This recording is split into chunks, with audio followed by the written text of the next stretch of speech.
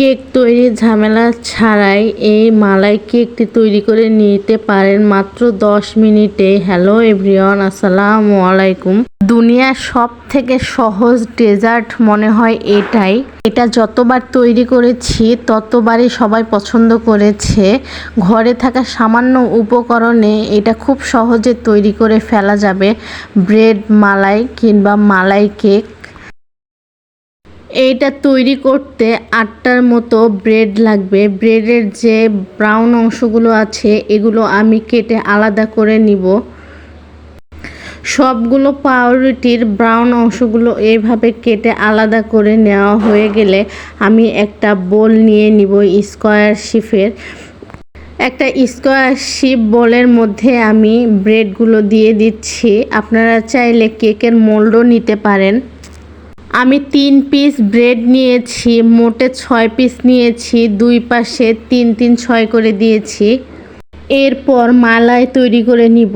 মালাইয়ের জন্য এখানে আমি 2 চা চামচ চিনি দিয়ে দিলাম। চিনিটা দিয়ে একটা ক্যারামেল তৈরি করে নিব যাতে মালাইয়ের কালারটা দেখতে সুন্দর হয়।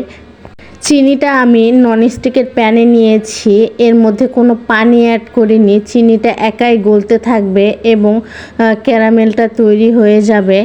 চুলার আঁচটা কিন্তু মিডিয়াম হিটে থাকবে আর ক্যারামেলের কালারটা চলে আসা পর্যন্ত অনবরত নাড়তে থাকতে হবে পছন্দ মতো কালার আসা পর্যন্ত।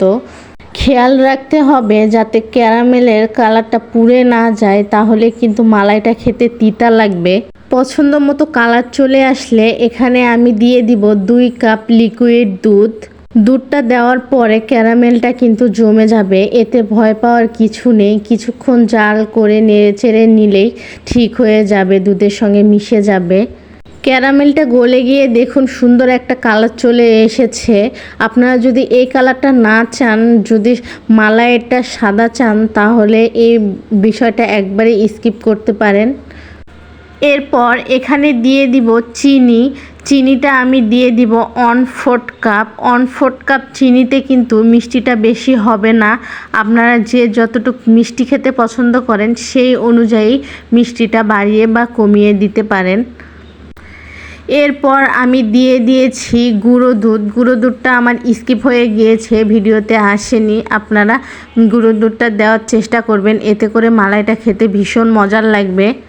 আপনারা চাইলে এর মধ্যে এলাচের গুঁড়ো বা এলাচ দিতে পারেন, কিন্তু আমার কাছে মালাইয়ের ফ্লেভারটাই বেশি ভালো লাগে, এই জন্য আমি এলাচ গুঁড়ো অ্যাড করব না। যেহেতু এখানে গুঁড়ো দুধ দিয়েছি তাই বেশিক্ষণ জাল করে দুধটাকে ঘন করতে লাগবে না। 2 কাপ লিকুইড দুধে যখন 1 কাপ লিকুইড দুধ হয়ে যাবে তাহলেই কিন্তু আমাদের মালাইটা তৈরি হয়ে যাবে। অনবরত নেড়েচেড়ে 7 থেকে 8 মিনিট জাল করার পরে আমাদের মালাইটা কিন্তু রেডি হয়ে গেছে। এরপর মালাইটা আমি চুলা থেকে নামিয়ে নিচ্ছি। এরপর মালাইটা আমি ব্রেডের উপর দিয়ে দিব। একবারে গরম আমি দিচ্ছি না, কুসুম গরম, একবারে ঠান্ডাও না আবার একবারে গরমও না। যতটুকু মালাই তৈরি করেছিলাম সবটুকু মালাই কিন্তু আমি দিয়ে দিয়েছি। এই মালাইটাকে দেখতে অনেকটা লোভনীয় দেখার জন্য আমি উপরে কিছু কাঠবাদাম এবং কাজু বাদাম অ্যাড করে দিয়েছি। এরপর ফ্রিজে রেখে দিচ্ছি সেট হওয়ার জন্য। এরপর ফিরে আসলাম 1 ঘন্টা পর। দেখুন আমার মালাই ব্রেডটা একদম রেডি। চলুন আপনাদেরকে পরিবেশন করে দেখাই। এই মালাই ব্রেডটা খেতে এতটাই নরম তুলতুলে হয়েছে, খেতে ভীষণ মজার হয়েছিল। আপনারা যদি একবার তৈরি করে দেখেন তাহলেই বুঝতে পারবেন এতটা মজার হয়েছে।